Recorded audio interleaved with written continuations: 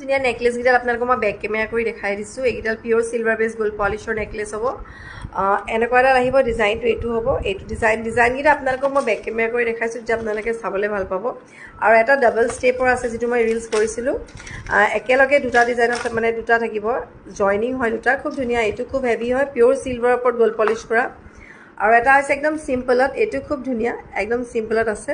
চিম্পলত দুটা আছে একচুৱেলি এইটো এটা ডিজাইনত আছে চিম্পল ডিজাইনত আৰু এটা এইটো ডিজাইনত আছে এইটো খুবেই ধুনীয়া